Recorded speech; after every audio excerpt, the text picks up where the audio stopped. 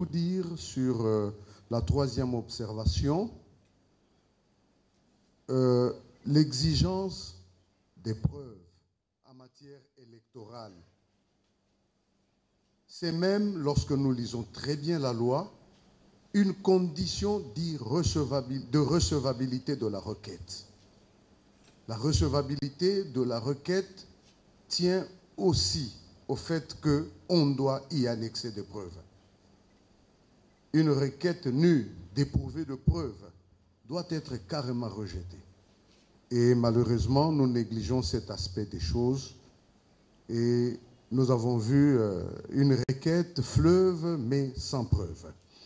Dernière observation. La dernière observation tient au fait que votre cour, la Cour constitutionnelle, statue sur requête. Ça paraît une règle anodine, mais ça vaut ici le pesant d'or. Ça vaut la peine de le rappeler ici. Parce que vous avez vu comment le requérant est tout le temps sorti de sa requête, des débordements sur débordements. Il a plusieurs fois déraillé. Il nous a raconté toute sa vie.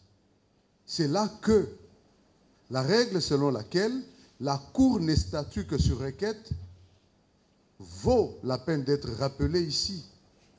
Parce que nous avons finalement une requête preuve, où le requérant, quand il prend la parole pour développer les observations, il déborde, il déraille. Qu'il plaise à la Cour de rester dans la requête, de respecter le principe du dispositif et de ne statuer que sur les éléments contenus dans la requête. J'ai dit et j'ai pris à la Cour d'inviter à la barre Maître Jean-Marcel Kabea pour développer les branches du moyen. Merci. Merci. Le collectif a encore la parole. Merci beaucoup, Monsieur le Président. Je vais donc intervenir sur la première branche du moyen unique contenue dans la requête de M. Ngoy Théodore. Pour faire un gain de temps, je ne reviendrai pas sur l'irrécevabilité des 4 sous-branches de cette branche, cette partie du moyen ayant été vidée de sa substance par l'intervention de mon prédécesseur, qui a effectivement évoqué les caractères définitifs des arrêts rendus ou que rend votre cour conformément aux dispositions de l'article 168 de la Constitution. Je m'en vais donc faire des petites observations sur chacun des griefs que M. Ngoy a présentés en 4 sous-branches de la première branche du moyen unique. Dans un premier temps, M. Ngoy vous a entretenu ici, très longuement d'ailleurs, sur les griefs faits à la CENI de n'avoir pas publié les listes électorales. Et il a renvoyé comme fondement aux dispositions des articles 6 et 8 de la loi électorale, qui en réalité circonscrivent le cadre de la publicité, justement à faire de la liste des électeurs. La ratio legis de ces deux dispositions renvoie donc à ce que le législateur a voulu que la CENI fasse une publicité suffisante sur qui sont électeurs pour participer au scrutin. Et pour cela, la loi, de manière non limitative, a évoqué quelques moyens pour la publicité. Mais je pense que le requérant, qui ici a affirmé avoir battu sa campagne essentiellement à travers les réseaux sociaux et les médias, ne pourrait pas opposer à la CENI le fait d'avoir aussi, pour ce qui est de la publicité des listes électorales, utilisé les mêmes voies.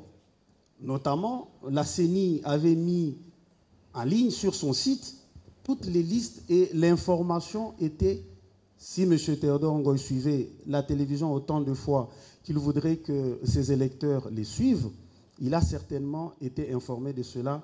Et au cours de la rencontre organisée par la CENI avec les candidats, cela avait également été relevé.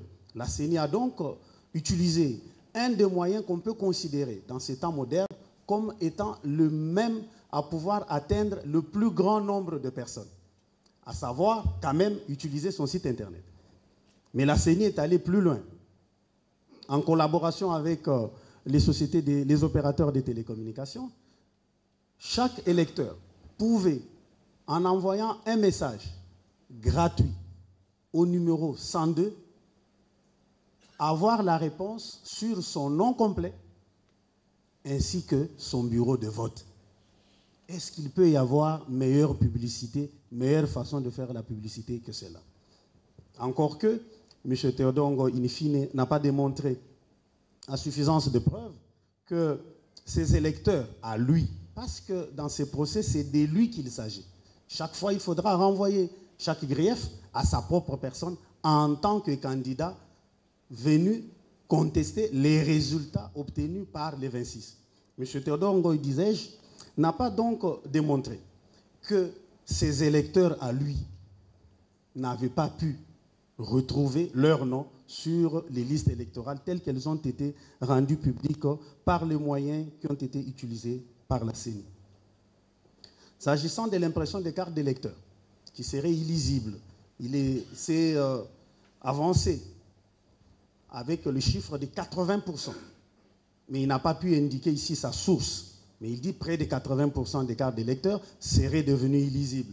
Il me semble que ce qui est plus proche de la réalité, c'est que certaines cartes d'électeurs, ça n'a pas été 80% des cartes d'électeurs.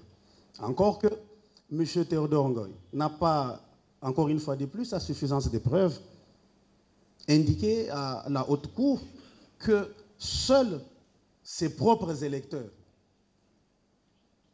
étaient impactés par le problème d'illisibilité des cartes d'électeurs.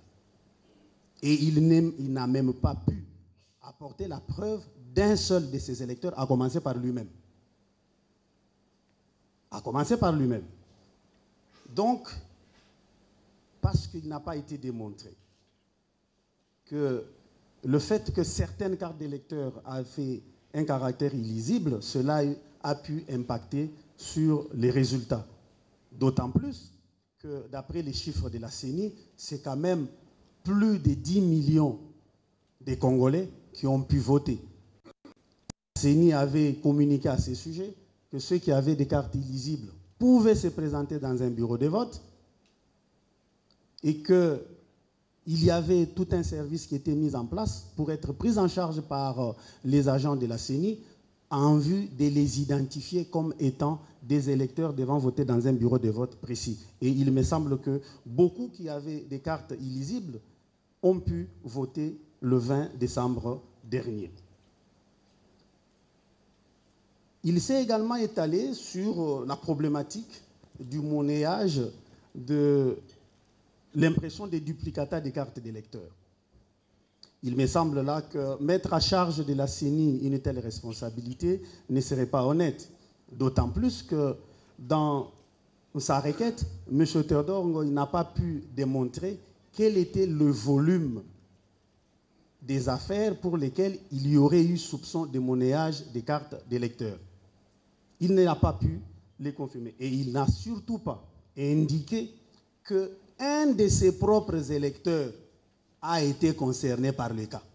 Encore une fois de plus, chaque fois que M. Théodore Ngoy plaide et évoque un grief, il doit toujours se ramener à sa propre situation en indiquant, parce qu'il y a eu monnayage des cartes, de l'impression des duplicataires des cartes d'électeurs, 10 millions de mes votants en moins n'ont pas pu avoir accès à l'impression d'un duplicata, ce qui peut avoir pour conséquence de remettre en cause l'ordre d'arrivée lors de la proclamation des résultats à ce stade provisoire par la CENI. S'agissant de la non-publication de la liste définitive des candidats présidents de la République au journal officiel, M. Ngoy en développant ses griefs, n'a pas indiqué comment cela a pu avoir de l'influence, une incidence déterminante dans l'ordre d'arrivée des candidats. Il voulait indiquer lui-même qu'il serait le dernier de 26, avec 0,2% de suffrages, 0,02% de suffrages exprimés par certains Congolais qui ont eu accès au vote le 20 décembre 2023. Et que donc, le fait d'avoir imposé la publication de la liste des candidats présents et publics au journal officiel, encore une fois de plus, l'objectif du législateur, c'est de pouvoir faire la plus grande publicité qui est possible de qui sont retenus de manière définitive comme candidat président de la République. De ce point de vue, lui qui a affirmé avoir pratiquement battu toute sa campagne dans les réseaux sociaux et à travers les médias les plus suivis, il me semble qu'il soit le candidat que le Congolais ait connu le plus comme ayant postulé à la fonction présidentielle. Malheureusement, les résultats restent celui-là. Il n'a pas pu donc démontrer ici que du fait que la CENI n'avait pas publié la liste des candidats retenus définitivement à l'élection du président de la République, cela a empêché ses propres électeurs de l'identifier, de le reconnaître comme candidat président de la République et éventuellement de voter en sa faveur. M. Théodore, qui a ici présenté une demande incidente tendant à obtenir un passeport diplomatique, n'a pas pu justifier d'abord le grief vis-à-vis de la CENI tel qu'il a été exprimé. La CENI ne délivre pas les passeports diplomatiques. Ces griefs ne peuvent pas être portés à charge de la CENI. Et la délivrance du passeport diplomatique est réglementée par le décret numéro 09/10 du 30 mars 2009. Et ce décret énumère de manière limitative les bénéficiaires des passeports diplomatiques, sauf à recourir au pouvoir discrétionnaire du président de la République, seul à qui ce décret reconnaît le pouvoir de pouvoir solliciter et obtenir un passeport diplomatique en faveur d'une autre personne que celle retenue et reprise sur les dits décrets. Alors, la justification de M. Ngoy Théodore, c'est de dire que le passeport diplomatique aurait dû permettre aux candidats de battre campagne dans les circonscriptions électorales à l'étranger du pays, donc dans les 5 pays dans lesquels la CENI a fait une première expérience de vote des Congolais de l'étranger. Mais M. Ngoy, encore une fois de plus, ne démontre pas qu'il a été l'unique à avoir été empêché de se déplacer pour aller battre campagne dans ce pays-là. Encore qu'il est de notoriété qu'aucun candidat n'a été dans l'un des 5 pays pour battre campagne. M. Ngoy ne peut donc pas justifier légalement que le simple fait, pour lui, de n'avoir pas obtenu un passeport diplomatique, a nécessairement favorisé un autre candidat à son détriment. Le vote des Congolais de l'étranger le démontre à suffisance. Son nom a été repris et M. Ngoy sait exactement le nombre de voix qu'il a pu recevoir en termes de suffrage de la part de nos compatriotes vivant à l'étranger. Je vais terminer par les deux dernières sous-branches, M. le Président, en abordant la question ou la problématique de la protection qui serait inégale de tous les candidats présidents de la République. Et sur ce point, M. Ngoy vise particulièrement notre client, Félix-Antoine Tshisekedi Tshilombo, qui aurait été surprotégé, d'après lui, et par la garde républicaine et par la police, alors que lui a peiné à avoir 25 policiers. Encore une fois de plus, il faudrait ici rassurer M. Théodore Ngoy que tout en étant autant candidat que lui sur la liste définitive de 26, Félix-Antoine Tshisekedi Tshilombo, durant la période de campagne, et même en ce moment-ci où nous sommes en train de plaider cette affaire, est président de la République et chef de l'État. Et cela jusqu'à l'investiture, à la date d'investiture. Donc, pendant la période de la campagne électorale, il n'était pas moins président de la République. Et il devrait continuer à bénéficier de la même protection organisée par ailleurs par la loi pour un président en fonction. Mais particulièrement, vous aurez vu sa décence et son sens de loyauté. Il n'a pas, par contre, utilisé les moyens de l'État pour battre sa campagne. Tout le monde l'aura vu, le président de la République n'a pas utilisé l'avion présidentiel pendant sa tournée en campagne. Le président de la République n'a pas utilisé un seul des véhicules officiels pendant la période de campagne. Il a utilisé ses biens privés et les biens qui ont été mis à sa disposition pour le besoin de la campagne. Donc, sur ce moyen, Monsieur le Président, encore une fois de plus, M. Théodore Ngoy ne démontre pas, à suffisance de preuves, que le simple fait que le président de la République, encore en fonction au moment de la campagne, a pu bénéficier d'une protection différente des autres candidats, l'a empêché, lui, à être élu président de la République. D'autant plus que de son propre aveu, il n'a pas organisé une campagne en sortant de sa maison.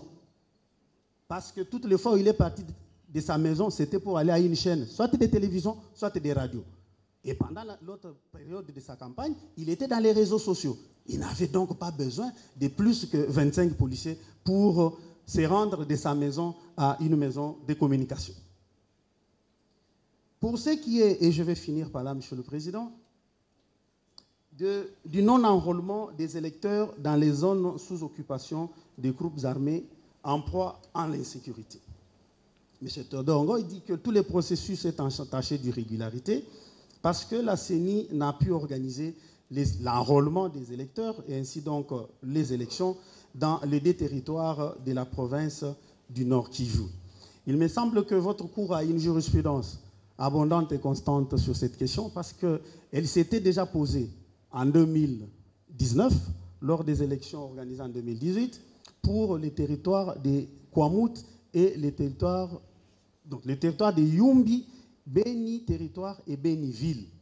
Votre cour, par arrêt numéro RCE 001 de 2019, avait dit pour droit que cette circonstance exceptionnelle liée à l'insécurité et constituait un cas de force majeure qui ne pouvait pas permettre à la CENI d'organiser non seulement les opérations d'enrôlement, mais également le vote dans ces circonstances. C'est bien plus facile pour M. Théodore Ngoy, qui avait décidé de ne battre campagne que dans les réseaux sociaux et sur les chaînes de télévision, de vouloir exiger que les élections se soient tenues dans ces zones-là.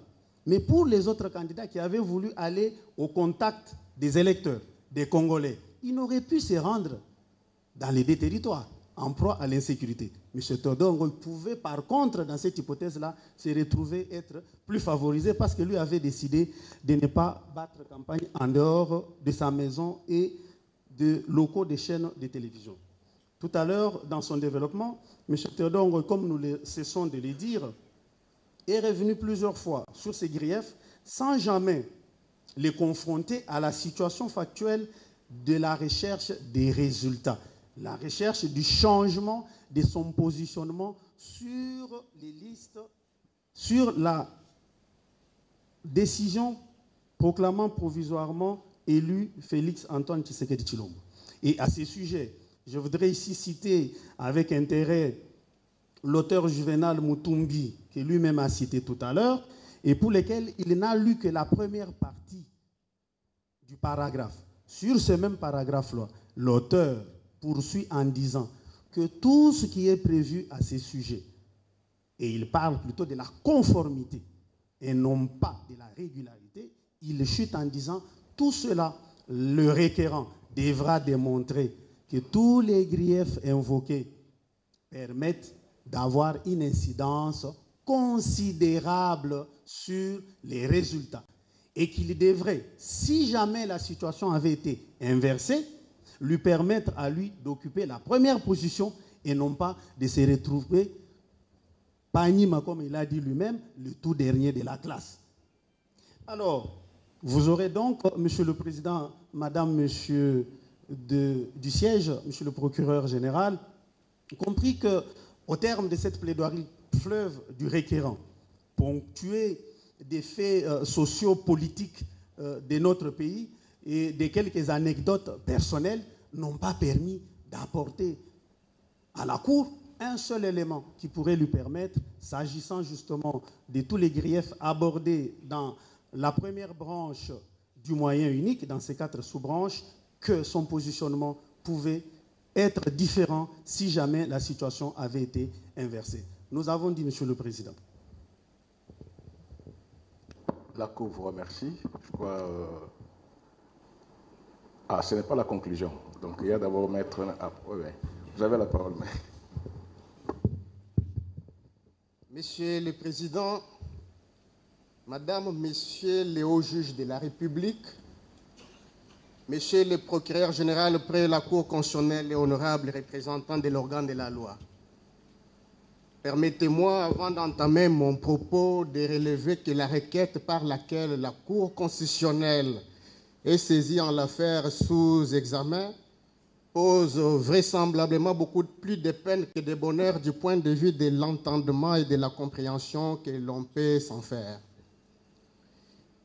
Il n'est pas facile de saisir la réalité de son objet ainsi que sa finalité en se plaçant dans le cadre d'un débat juridique de fond qui se veut sérieux et productif d'essence.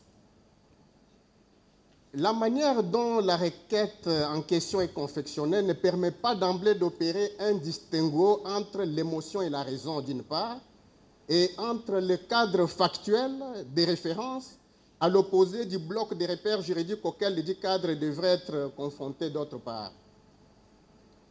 Vous comprendrez que ce lot de difficultés résulte notamment du fait que l'écriture même de l'exposé de la requête est réalisée en mode pêle-mêle. Cela impose par conséquent de se transporter au-delà des apparences graphiques de ces articulations syntaxiques pour approcher tant peu soit-il les intuitions approximatives qui peuvent donner lieu à un quelconque débat juridique devant votre cour. Notre distingué contradicteur de l'autre côté de la barre poursuit devant vous l'annulation de l'ensemble du processus électoral du 20 décembre 2023, à l'issue duquel notre client, M. Félix Antoine Tshisekedi Tshilombo, a été reconnu vainqueur du scrutin, donc en toute logique, proclamé à titre provisoire président élu de la République démocratique du Congo pour un mandat de 5 ans à venir. Il importe de souligner que le document qui sert de support matériel aux prétentions du requérant comporte 26 pages au total. Paradoxalement, l'illusion quantitative qu'elle dégage ne coïncide pas avec la qualité escomptée, en considérant la partie consacrée à l'argumentation juridique de sa narration. Celle-ci est limitée à 9 pages au maximum, soit de la page 16 à 25, ce qui fait environ 40% de la proportion du propos intelligible de la requête d'ensemble. Cela soulève d'emblée un problème sérieux de performance et de conviction intellectuelle qui entoure la démarche globale de ces points de vue. En effet, Monsieur le Président, le schéma de pensée qu'empruntent les requérants se révèle d'une manière ou d'une autre affecté par un déficit de cohérence narrative, d'une part, lequel est relayé à titre supplémentaire par une espèce de carence du point de vue de la consistance argumentative, d'autre part. Je n'entends plus revenir à ce stade de nos observations orales sur les aspects relatifs à ces doubles griefs. Ils ont déjà été exposés avec sagesse et intelligence par les estimés confrères qui m'ont précédé en abordant telle ou telle autre allégation contenue dans la requête sous examen. Mon intervention consistera principalement à mettre en évidence les limites, les failles ainsi que les contradictions afférentes à deux séries d'arguments qui concernent respectivement, primo, l'extension de la date du déroulement des élections, soit au-delà du 20 décembre fixé conformément au calendrier initial arrêté par la CENI, et secondo, les suspicions illégitimes entretenues autour de l'ambiance dans laquelle ont eu lieu les opérations de dépouillement et de compilation des résultats. Monsieur le Président, Madame, Messieurs les juges, Monsieur le procureur général, les avocats conseils de M. Félix Antoine Tshisekedi Tshilombo que nous sommes n'avons pas manqué d'accorder une certaine importance à ces deux types d'arguments que je viens de relever. D'abord parce qu'ils ont la particularité de venir pour la première fois devant votre juridiction, en tout cas dans le cadre de ce cycle électoral. Ensuite, les deux séries d'arguments en question s'avèrent de nature à heurter le bon sens et l'impératif de sécurité juridique dans l'hypothèse où il pourrait être miraculeusement établi qu'ils s'inscrivent dans le cadre d'un exercice arbitraire du pouvoir dans les chefs des acteurs impliqués dans l'organisation des élections au cours de ces processus. Or, en dépit de la sensibilité névralgique que ces deux arguments peuvent exercer sur une certaine opinion publique a priori tendancieuse, il apparaît au terme d'une analyse juridique rigoureuse, coordonnée et objective que les raisonnements mi-figue, mi-raisin, au moyen duquel on en expose la quintessence, afin de solliciter l'annulation de l'élection dans son ensemble, relève d'une tactique habile qui consiste à mal poser les problèmes pour en légitimer les odieuses solutions qu'on tend à imposer comme alternative en guise de leur dénouement. Afin de ne pas abuser de votre temps, nous allons exposer de manière tout à fait schématique les postulats et les énoncés qui viennent en appui à la thèse que nous défendons, à savoir le défaut de pertinence scientifique et intellectuelle des 10 arguments sous l'angle du droit positif congolais. Monsieur le Président, commençons d'abord avec l'épineuse question du débordement de la date de la tenue du scrutin. Le requérant avance, notamment à la page 3 de sa requête, que la CENI a pris des décisions d'étendre les opérations de vote au-delà du 20 décembre 2023, alors qu'elle n'en a pas le pouvoir. Fin de citation. Tirant prétexte de ces paralogismes regrettables, il s'évertue, dans une logique caractéristique d'un raisonnement typiquement idéaliste propre aux sophistes grecs de l'époque antique, à en conclure à une raison probablement éventuelle d'annulation du scrutin dans son ensemble, voire page 26 de sa requête, la partie du dispositif. L'argumentation qui s'abrite derrière cette approche herméneutique du cadre juridique relatif à l'organisation de ce cycle électoral pose beaucoup de problèmes d'honnêteté intellectuelle et de performance discursive. Elle consiste, sans plus sans moins, à réduire la portée d'un vrai débat de fond en droit par la mobilisation de seuls ingrédients constitués des bribes de dispositions textuelles de la loi électorale dont la portée n'est guère ultimement décisive dans cette matière en l'espèce.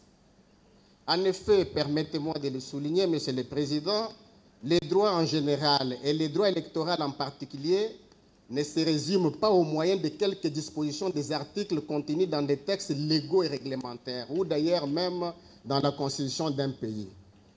À cet égard, le constitutionnalisme contemporain qui renouvelle sa foi en la vertu supposée de la démocratie représentative se démarque nettement et complètement du carcan légalo-formaliste à l'origine des mésaventures du juridisme classique. Il préconise fondamentalement une posture interprétative de la juridicité qui se révèle foncièrement focalisée sur la prise en compte des exigences éthiques et axiologiques dans le cadre de tout quelconque débat qui consiste à établir en droit ce qui est permis de ce qui est interdit. Or, jugé à la lumière de ce qui précède, le requérant semble donner l'impression de ne pas comprendre que la CENI, en cette circonstance, n'a pas que le pouvoir d'étendre le délai de la tenue des élections.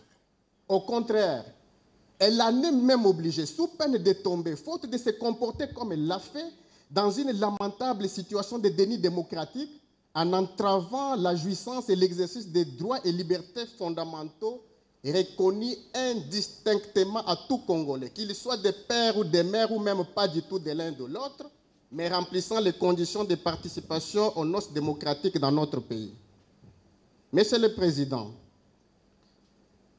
il me semble gênant de revenir sur un certain nombre de détails, dont notamment le choix du jour férié, le choix du dimanche comme journée indiquée pour organiser les élections. Ce sont des débats qu'on laisse effectivement aux débutants qui commencent à prendre le droit électoral.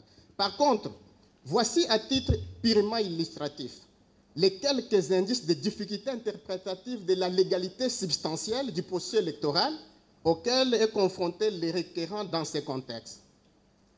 Il ignore, ou il feint d'ignorer que la loi électorale consacre, en particulier à l'article 52, le monopole de la fixation du jour et de l'heure du vote au profit de la Commission électorale nationale indépendante.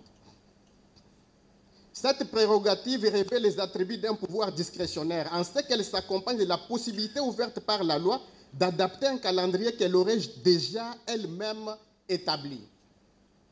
Les conditions de mise en branle de sa compétence discrétionnaire en pareilles circonstances sont articulées de telle manière à s'accommoder adéquatement avec les principes constitutionnels d'égalité des citoyens devant la loi en général, in specie devant le suffrage. Il va sans dire que de ce point de vue, aucune interprétation possible de la loi électorale ne peut être brandie de manière à justifier, sous quelque prétexte que ce soit, la privation du droit fondamental de chaque individu à participer à l'exercice de la gestion de la chose publique par le biais de sa participation à des suffrages organisés à cette fin. Même à supposer qu'à l'issue d'un raisonnement par l'absurde, l'on parvienne à soutenir que la CENI n'aurait pas agi conformément à la loi électorale, il doit être rappelé que la Constitution est au-dessus de toute loi et par conséquent, ces prescriptions l'emportent en tout temps et en tout lieu au bénéfice de tous citoyens résidant sur le territoire de notre pays. Cela revient à dire, sans aucun risque éventuel d'être contredit, Monsieur le Président, que l'appréciation de la légalité de la décision de la CENI d'étendre le délai du vote doit être fondée sur un certain nombre de prescriptions constitutionnelles, dont notamment, et le requérant l'a reconnu, l'article 5 de la Constitution en ce qu'il consacre les droits d'exercice de la souveraineté nationale par tous les peuples. Vous vous souviendrez qu'en vertu de cet article, tout pouvoir émane du peuple qu'il exerce directement par voie de référendum ou d'élection et indirectement par ses représentants. L'article 13 de la Constitution en ce qu'il interdit toute forme de discrimination qu'elle résulte de la loi ou d'un acte de l'exécutif. La doctrine, et il faudrait dire qu'à ce niveau, lorsqu'on évoque la doctrine, on ne va pas chercher dans les notes des étudiants. La doctrine juridique faisant autorité à plus d'un titre, notamment sous la plume de l'immortel Hans Kelsen, enseigne à ce juste propos que l'influence question doit être égale à celle qu'exerce chacun des autres électeurs. Chaque suffrage doit avoir un poids égal à celui de tous les autres et personne ne peut se voir exclu du bénéfice d'un tel droit. Toujours, en déroulant les maillons de la chaîne de la normativité susceptible d'encadrer la régularité et donc la légalité des opérations du vote ayant eu lieu après extension du délai initial par la CENI, il est important de revenir aux notions élémentaires devant être connues de tout juriste sérieux, à savoir les statuts de la constitution d'un pays au sein de l'ordre juridique international. Pour rappel, Monsieur le Président, l'article 215 de la Constitution de notre pays stipule que les traités et accords internationaux régulièrement conclus ont dès leur publication une autorité supérieure à celle des lois. La raison en est que la RDC est un pays de tradition moniste. Or, il s'avère que la RDC a ratifié un certain nombre d'instruments internationaux, lesquels érigent la participation à l'élection au titre d'un droit fondamental. Partant de ce qui précède, la décision de la CENI en question se justifie amplement sur le plan du droit international d'abord général, en vertu de l'article 25 du pacte international relatif aux droits civils et politiques, sur pied duquel nous lisons « Tout citoyen a le droit et la possibilité, sans aucune discrimination et sans restriction déraisonnable, de voter et d'être élu au cours d'élections périodiques honnêtes au suffrage universel et égal et au scrutin secret, assurant par là l'expression libre de la volonté des électeurs. » L'article 21 de la Déclaration universelle des droits de l'homme stipule in fine que la volonté du peuple doit s'exprimer par des élections honnêtes qui doivent avoir lieu périodiquement au suffrage universel égal et au vote secret, et j'en passe. Au niveau régional, pour faire court, au niveau régional africain spécifiquement parlant, la régularité de la décision de la CENI peut être appréciée également au regard, entre autres, de l'article 13 de la Charte africaine des droits de l'homme et des peuples en ce qu'il consacre librement les droits de participer à la direction des affaires publiques. Le point 4, paragraphe 2 de la déclaration de l'Organisation de l'Union africaine sur les principes régissant les élections démocratiques en ce qu'il consacre les droits de participer aux processus électoraux, y compris les droits de vote sans aucune discrimination. La jurisprudence constante de la Cour africaine des droits de l'homme et des peuples en la matière, dont nous faisons l'économie de l'exposer en cette circonstance, est riche d'enseignements qui vont dans le sens de ce que nous défendons. Il est donc superfétatoire de se braquer en deçà de la marge de juridicité pouvant être établie à l'aune d'une compréhension systémique d'un ordre juridique quelconque, en s'efforçant maladroitement de donner l'impression que la loi électorale constitue la ligne de crête qui viendrait circonscrire marginalement l'ossature juridique et réglementaire destinée à encadrer le processus électoral et en acquisant de ce fait même les limites de la connaissance du droit électoral dans son ensemble.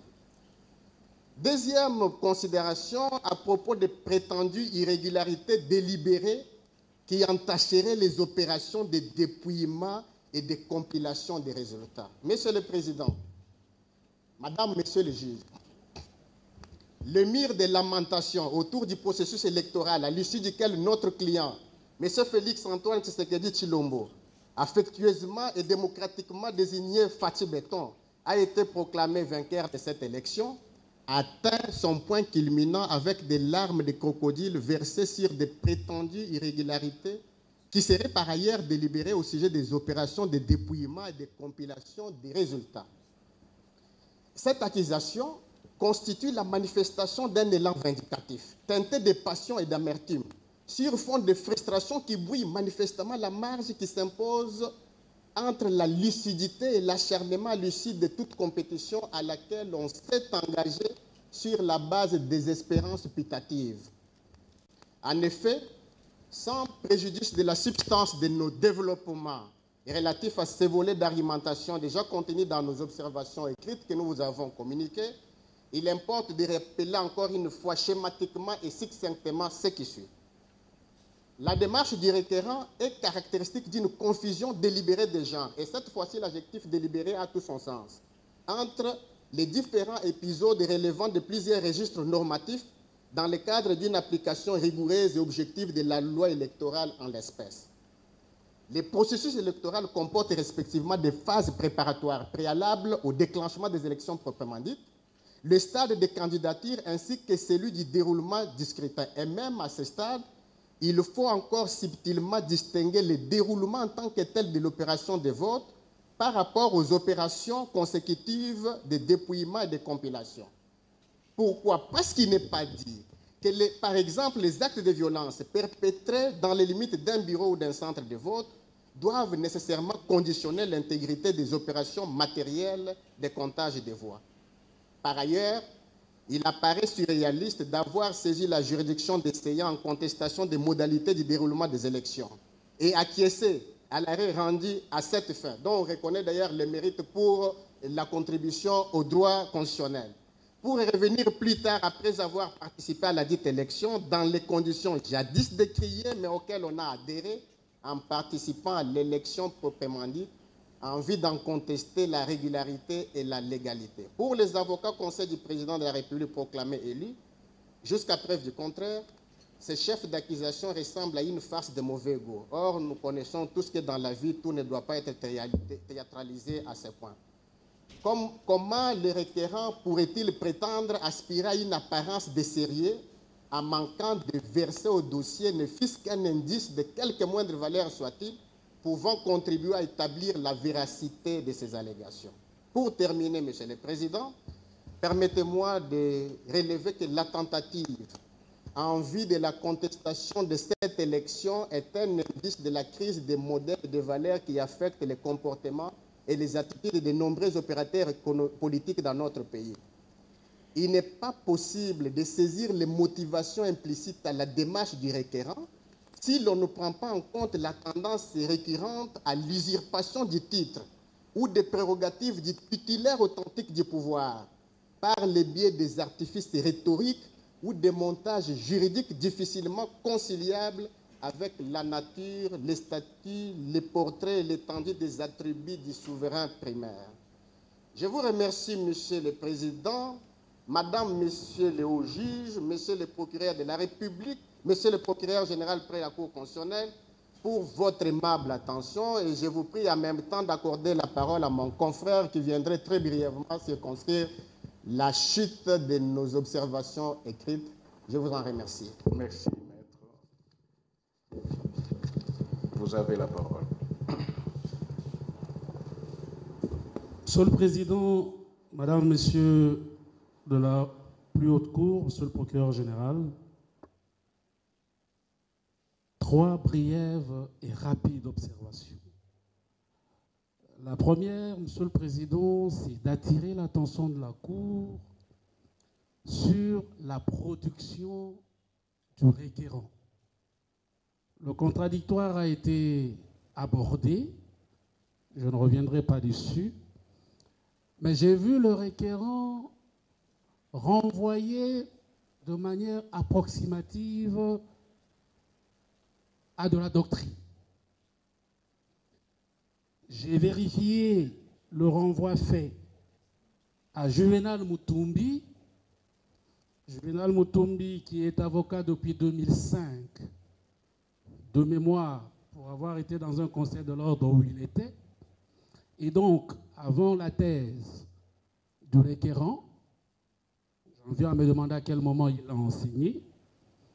Et Monsieur le Président, je découvre que Mutumbi, dans sa justice électorale, a exactement affirmé le contraire de ce que veut lui faire dire le requérant. C'est la page 22 de l'ouvrage sous la main. Il a même cité Jean-Louis Essambo Kangashi. J'attendais la page, je n'en ai pas eu. Il a même cité d'heureuse mémoire Mukendi Wafanya. J'attendais la page, je n'en ai pas eu. Si donc, Monsieur le Président, le requérant verse des pages et des ouvrages, je souhaite attirer l'attention de la Cour pour s'assurer, pas un certifié conforme, souhaiterais que ce soit des ouvrages eux-mêmes, pour ne pas faire dire aux auteurs ce qu'ils n'ont pas dit. Deuxième observation, et je vais en terminer là, Monsieur le Président, c'est le droit électoral congolais des Sambo. Et c'est intéressant, Monsieur le Président, parce que nous l'avons dit depuis le début, qu'il s'agit d'un contentieux des résultats. Et le requérant tente de manière tout à fait subtile, Monsieur le Président, de renverser la charge de la preuve. Mais votre cour n'est pas organisée comme par exemple la Cour constitutionnelle du Bénin, qui en vertu de la loi a la possibilité d'envoyer des délégués dont elle reçoit des rapports sur base desquels elle peut statuer.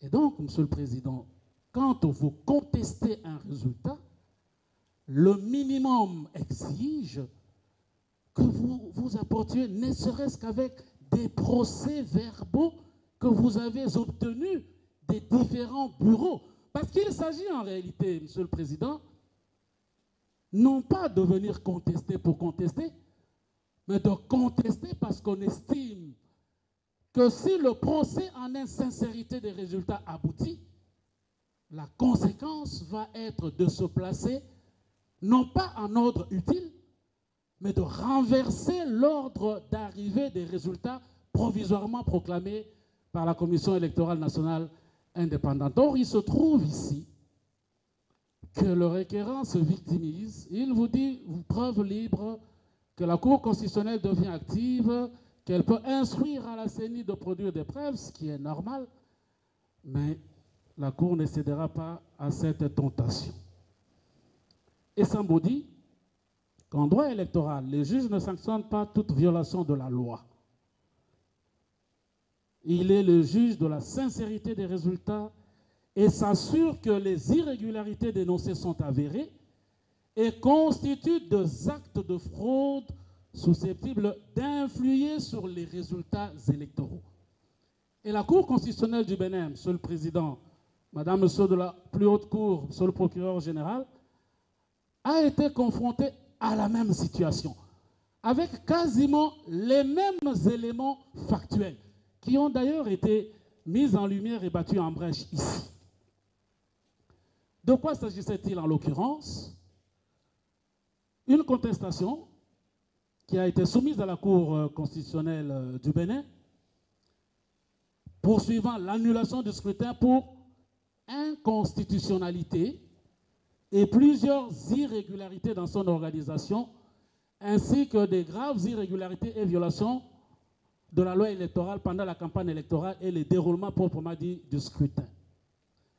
Répondant à tous ces moyens, la Cour reconnaît l'existence de certaines irrégularités et illégalités dans l'organisation et la gestion de l'élection présidentielle, mais elle relève que s'agissant du contentieux des résultats, les juges recherchent en règle générale quelles ont été les incidences de l'irrégularité sur les résultats du scrutin, que seules sont retenues les irrégularités susceptibles de fausser les résultats de l'élection, compte tenu surtout de l'écart de voix entre les candidats ou de la manœuvre qu'elle révèle.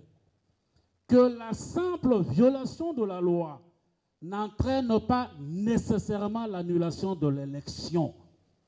Que le juge confirme l'élection s'il estime que les faits allégués ne sont pas établis ou s'ils ne sont pas de nature à modifier les résultats malgré l'existence d'une illégalité dans le déroulement de la campagne électorale ou des opérations électorales.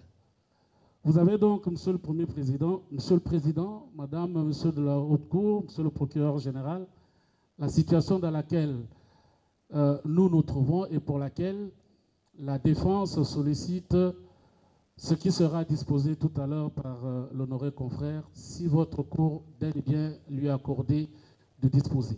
Je vous remercie de bien vouloir me donner acte. Merci, maître. Et le collectif peut disposer.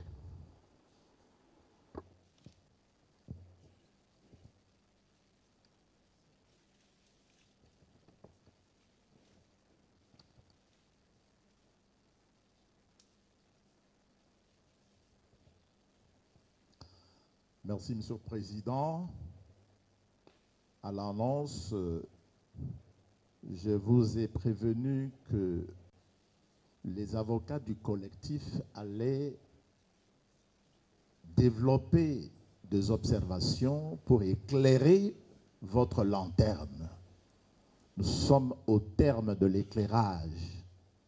Je suis certain qu'il n'y a plus de doute sur l'ensemble de griefs, ou du moins l'unique moyen développé par le requérant. Je n'en reviens plus. On vient de vous dire tout à l'heure que vous êtes juge de la sincérité de résultats. Il est bien entendu que, en tant que Cour constitutionnelle, vous avez la compétence d'examiner l'inconstitutionnalité. Mais présentement, vous siégez en tant que juge de contentieux de résultats. Alors, je clôture par un rituel de la procédure civile, le par motif, le par ce motif. Qu'il plaise à votre cour de dire qu'elle est compétente pour statuer sur la présente requête, sauf pour ce qui est du chef de demande relatif à la recomposition de la CENI.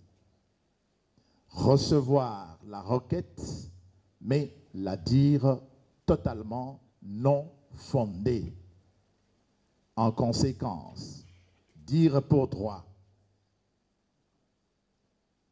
J'aurais dû me limiter au non-fondement. Mais cette décision entraîne une autre décision que vous allez prendre naturellement pour proclamer le résultat définitif de l'élection présidentielle que M. Félix Antoine Tshisekedi est sorti vainqueur.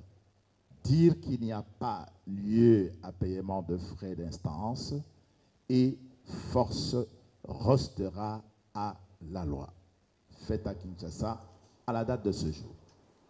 Merci beaucoup, Maître. La Cour vous donne acte de vos prestations. Passe la parole au représentant de la CENI.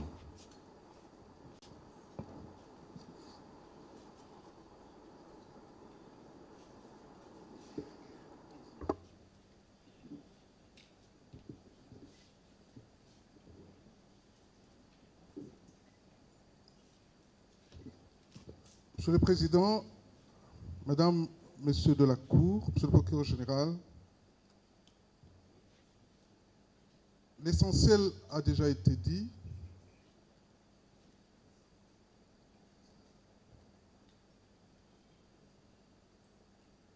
Je vais juste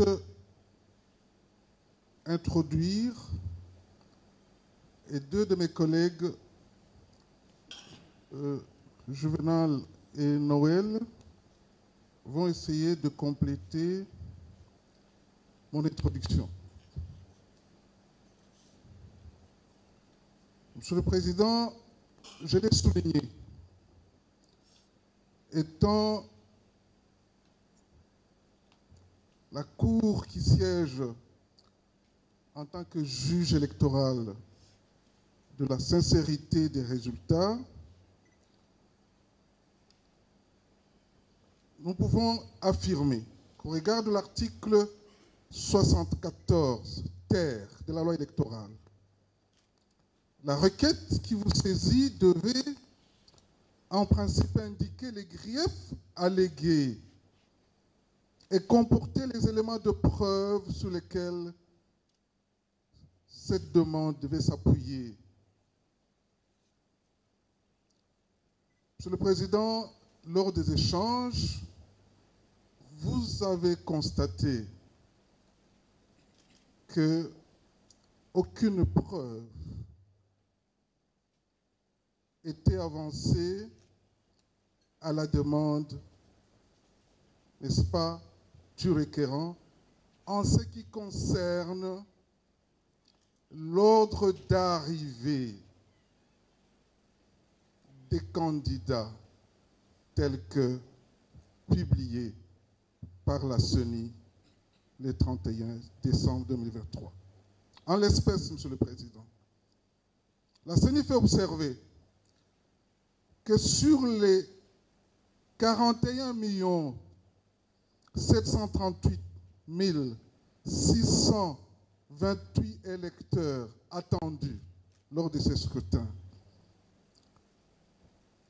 18 45 348 ont pris part au vote, soit un taux de participation de 43,22%.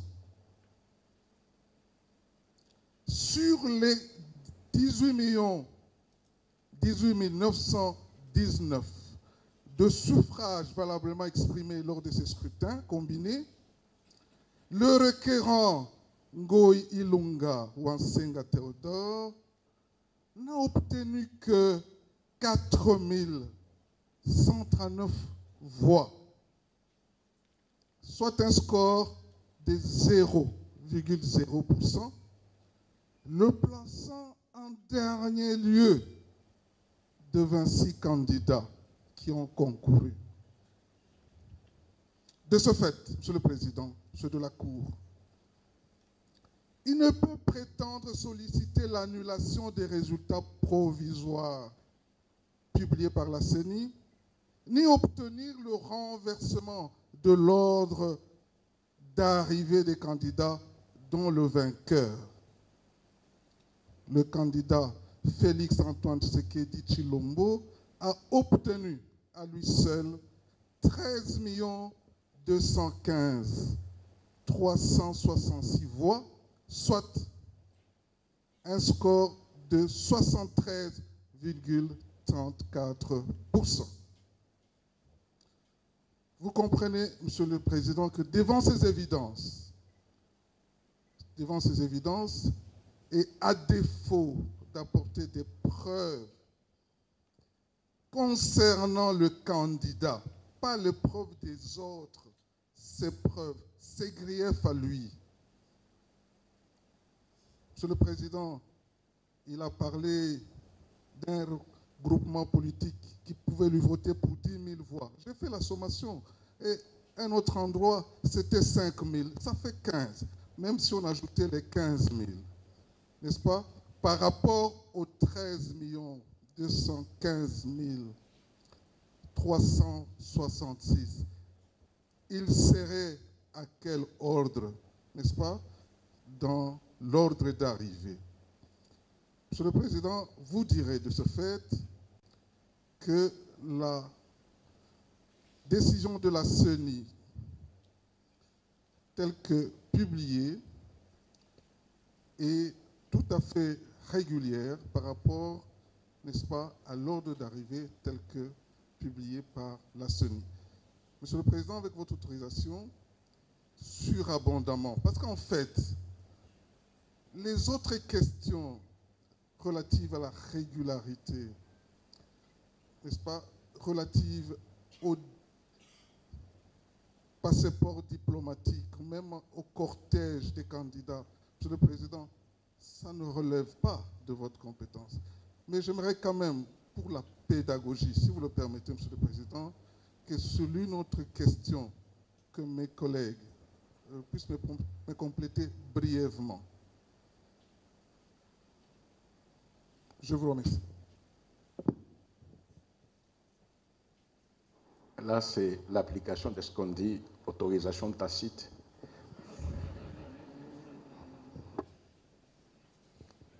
Merci beaucoup, Monsieur le Président, honoré membre de la composition, Monsieur le procureur, près la Cour constitutionnelle. Nous intervenons en supplément des éléments qui ont été avancés par Monsieur le directeur de cabinet adjoint, Monsieur Dave Banza, pour aborder la question relative à la régularité du processus électoral. La Commission électorale nationale indépendante fait observer à l'auguste Cour que s'agissant de la régularité du processus électoral,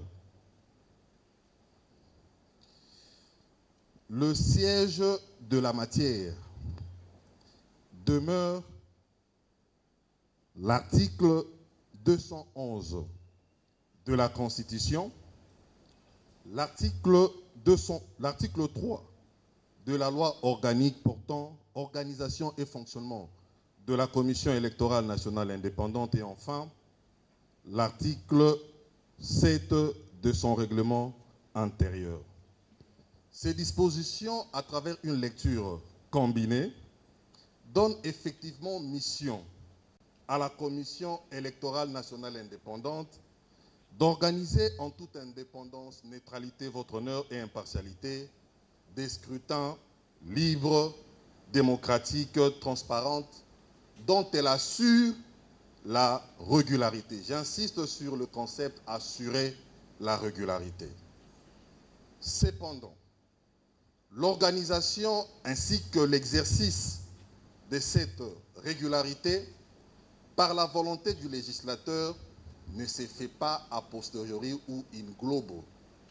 Le législateur a organisé cet exercice de la régularité du processus électoral en ce que, à travers les différentes étapes fondamentales du processus électoral, s'examine la régularité. Déjà au niveau de l'opération d'enrôlement des électeurs, enrôlement et identification des électeurs. La loi donne la compétence à la Commission électorale nationale indépendante d'organiser les processus d'enrôlement et identification des électeurs. Et cela conformément aux articles 40 à 44 de la loi dite, de la loi portant identification et enrôlement des électeurs en République démocratique du Congo. Déjà à ce niveau, lorsqu'il apparaît ou lorsque l'on constate des irrégularités au moment de l'enrôlement des électeurs, la loi d'abord donne la possibilité au requérant qui n'a pas été pris en charge pendant cette opération d'enrôlement et identification des électeurs de s'adresser à la CENI à travers sa structure opérationnelle qu'on appelle centre d'inscription. Ce n'est qu'après que s'organise un contentieux qu'on appelle le contentieux de liste. Pour dire qu'à chaque étape, déjà au niveau de la constitution du fichier électoral, la loi permet à ce qu'il y ait un contrôle sur la régularité du processus électoral à ces moments-là. Alors que nous prenons la parole pour représenter l'auguste institution, il y a des jugements qui ont été rendus sur l'enrôlement et identification des électeurs. Et ces jugements, à l'étape de l'enrôlement et identification des électeurs, ont confirmé la régularité de cette étape importante du processus électoral. Après l'enrôlement, s'ensuit une période aussi importante, la période de réception et traitement des candidatures qui s'effectue selon la loi, parce que la CENI, dans ce qu'elle mène comme démarche, comme activité, pour organiser la réception et traitement des candidatures, elle se conforme aux dispositions de la loi électorale. Et après que la CENI ait enrôlé, traité, décidé même que certaines candidatures seraient déclarées irrécevables, les juridictions compétentes en matière de candidature ont assuré un contrôle de régularité de la décision de la CENI portant publication des listes provisoires déclarées recevables et irrécevables. Et à ces niveaux-là et à cette étape-là, les décisions de justice existent qui confortent la position de la CENI pour dire que cette procédure a été régulière. Et ce que nous disons, votre honneur, est conforté par l'arrêt de votre auguste cour, arrêt R-Const 21-20 du 14 décembre 2023. On a rappelé tout de suite que l'auguste cour était siégé comme juge de sincérité des résultats. Nous sommes présentement à l'étape de scrutin. Donc, point ne serait besoin de revenir pour contrôler la régularité qui a déjà été coulée sous forme de choses jugées à l'étape de la constitution du fichier électoral, à l'étape de la réception et traitement des candidatures. Vous allez vous prononcer aujourd'hui sur la sincérité des résultats qui a été provisoirement rendue par la commission électorale et indépendante. Je passe la parole à mon collègue qui reviendra pour chuter sur cette question de la régularité. Non, c'est là que ce droit-là, vous ne l'avez pas. Non, là, c'est un droit que la Cour préserve jalousement. Vous n'avez pas le droit de passer la parole. C'est la Cour qui a le droit. Vous avez terminé. Non, je n'ai pas encore terminé, je complète. Non, mais vous vouliez passer la parole? Oui, je complète. Il y a un élément que je dois rappeler. Ah, en fait, quand la Cour vous fait voir qu'elle est jalouse de son droit, le complément vous revient. Complétez et après vous remettez la parole à la Cour. Merci beaucoup. Ok. Nous disions tantôt, votre honneur, merci de votre indulgence, que concernant cette fois-ci les opérations de vote, la CENI fait observer que ces opérations se sont déroulées toujours conformément à la loi électorale. On a rappelé tout à l'heure les différents incidents ou irrégularités qu'on a observés lors du déroulement de ces opérations.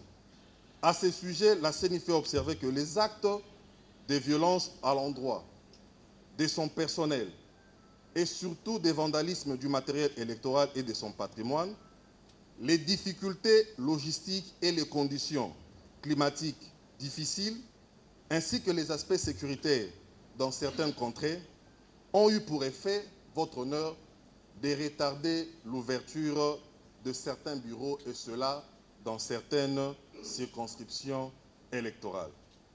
Et face à tous ces éléments auxquels nous venons de faire allusion, votre honneur, la CENI s'est vue dans l'obligation d'autoriser la poursuite des scrutins combinés des élections présidentielles, législatives nationales et provinciales, ainsi que celui de conseillers municipaux par 2 décisions. Il s'agit en l'occurrence la décision numéro 128/CENI/AP/2023 du 20 décembre 2023 et la décision numéro 129/CENI/AP/2023 du 21 décembre 2023, publiée au journal officiel au numéro spécial du 2 janvier 2024.